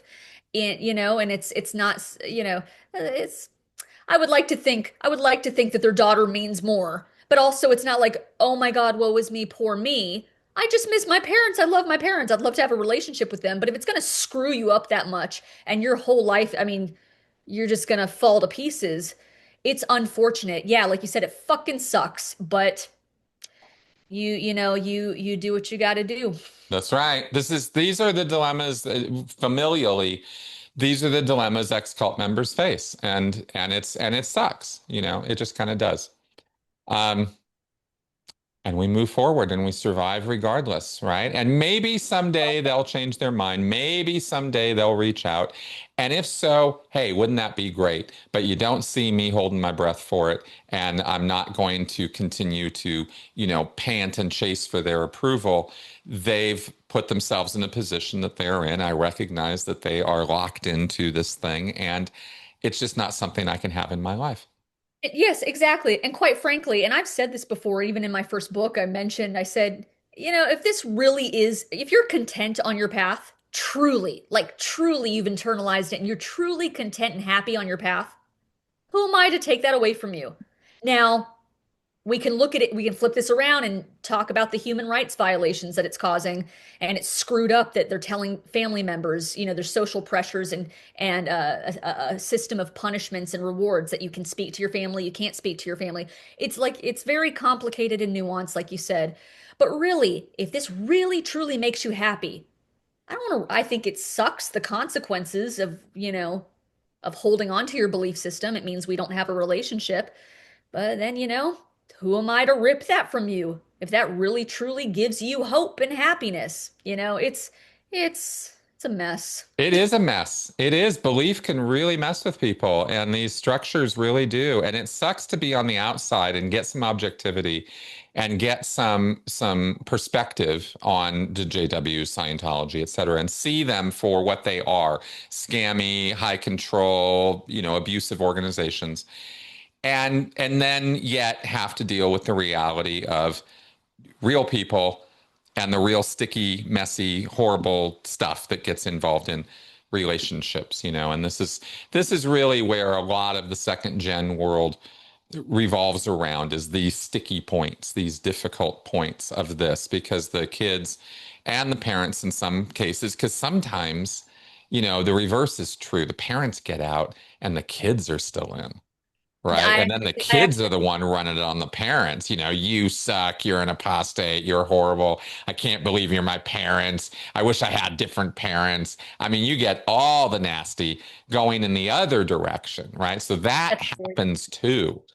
Uh, it just sucks. Okay. Oh yeah, Enough about that. that's no, I'm actually glad you brought that up. That's very common in the Jehovah's Witnesses too, where I actually it's funny, not haha funny obviously, but I reconnected with someone a few weeks ago. This person emailed me.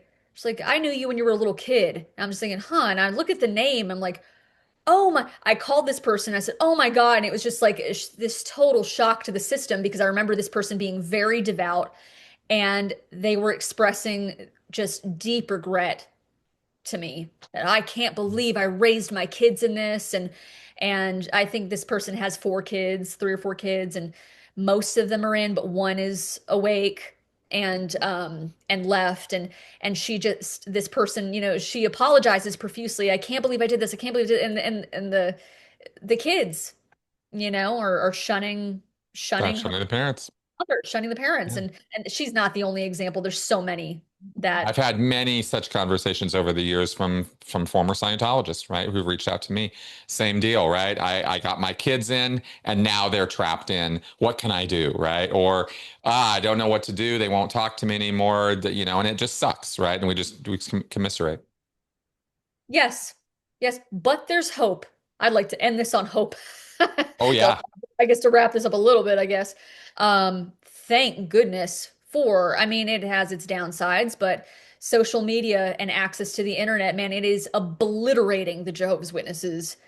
And thankfully, a lot, everybody who's weaned on phones had a phone the second, or, Facebook came out when I graduated high school. There was MySpace and stuff like that. All those things have, woken up. I'll spit it out. Sorry, millennials and Gen Z.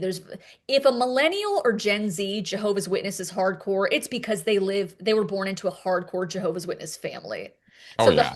the hope is that it's not like back in the day when there was no info and it was like, oh, who are these interesting people in LA passing out Scientology pamphlets, Toronto, wherever it was, Florida, Clearwater, who are these, people that come to the door with a hope for a better future. There's less of that. There's no, who is it? Shout out to XJW Critical Thinker, JT and Lady C. They've been doing this for years. And he said something recently. He said, JT said, if anyone, he's got such, he's just, his demeanor is great. He's like, if anyone is ignorant of the Jehovah's Witnesses in 2025, it's only by choice. It's a choice. That's right. Yeah, That's I mean, exactly right.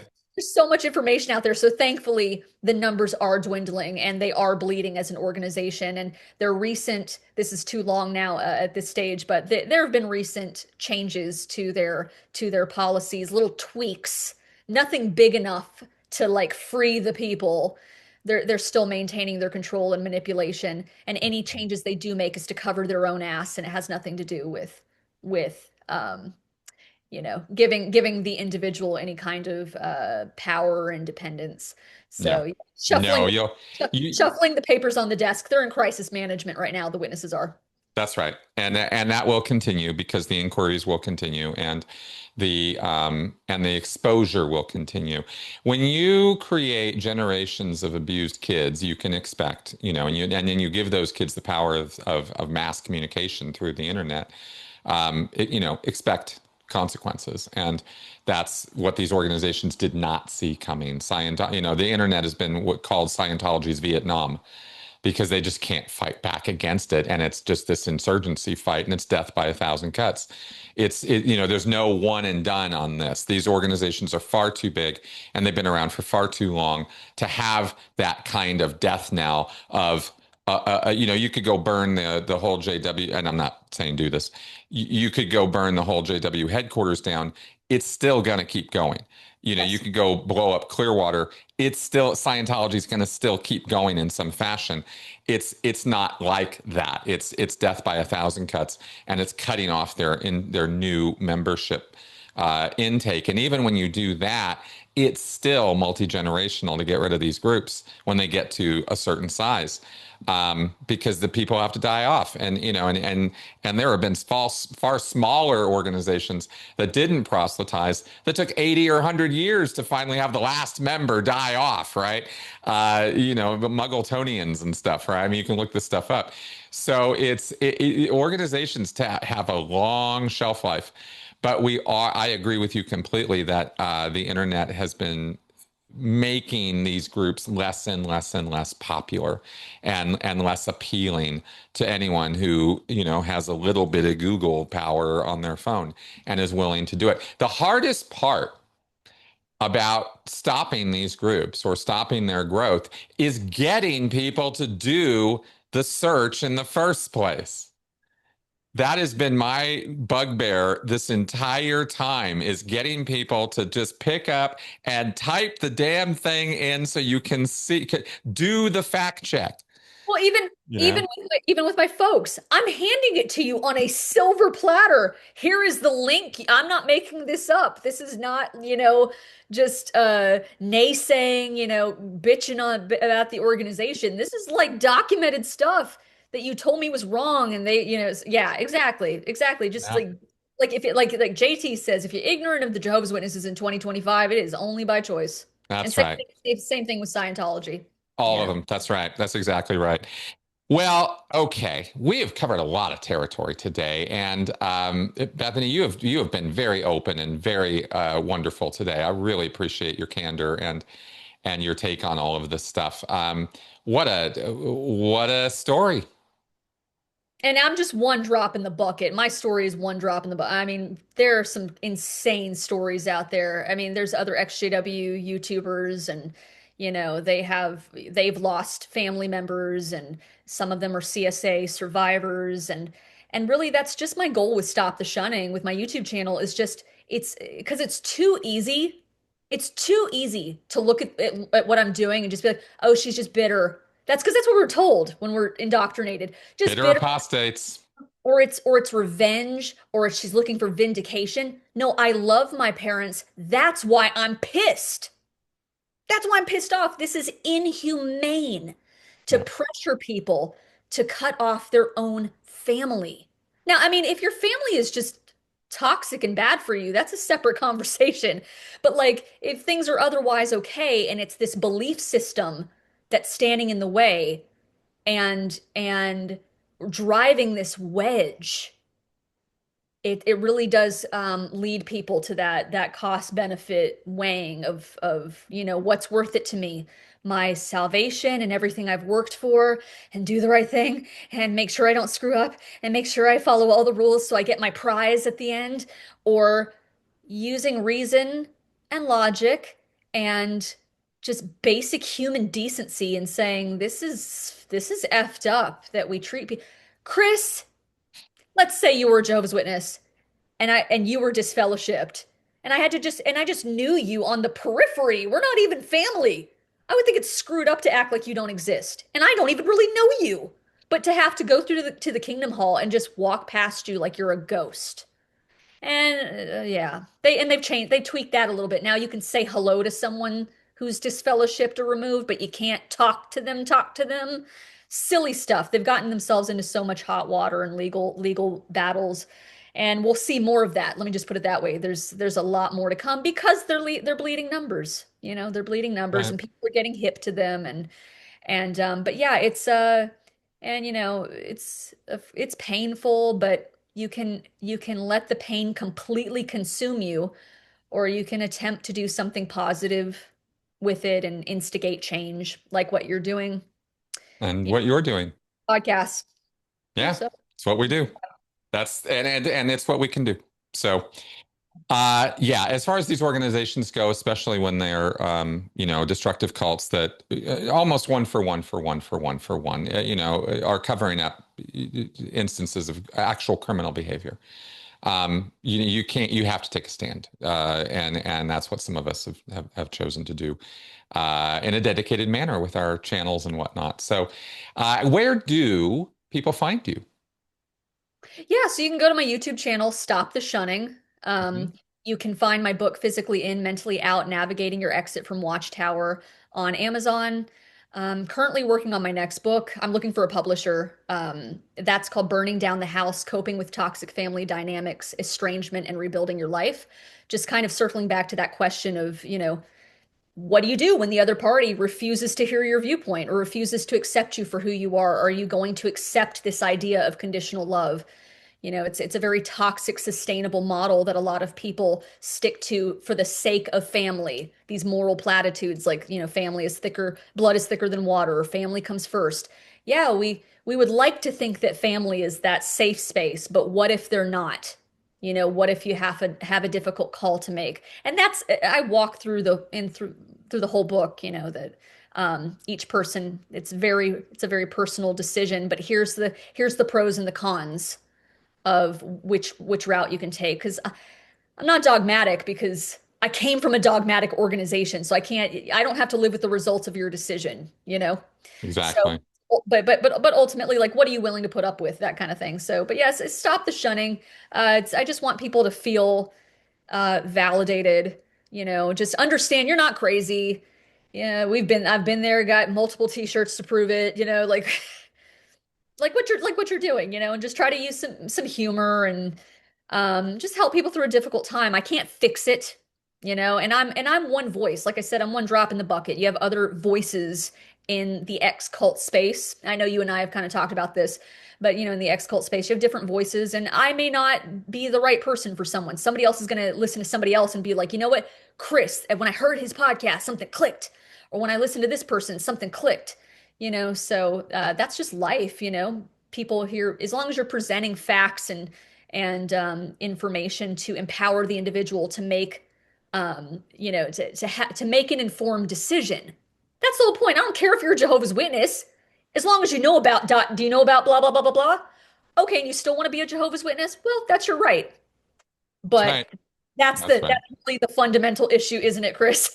It really does come down to that. And at the end of the day, we all do have that right, and Yeah. nobody's trying to take it away.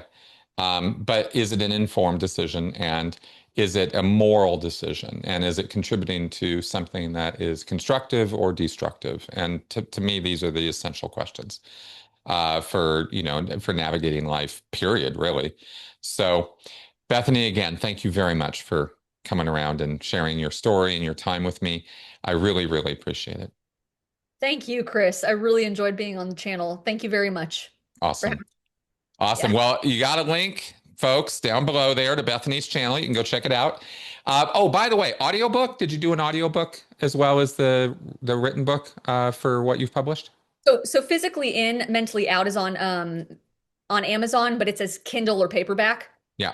So no, I don't have an Right. audiobook as Okay. at the moment. Yep. You might consider doing one. I have found it to be Okay. shockingly more popular than the written work, and you might get more people exposed to your work that way. So just throwing that out there.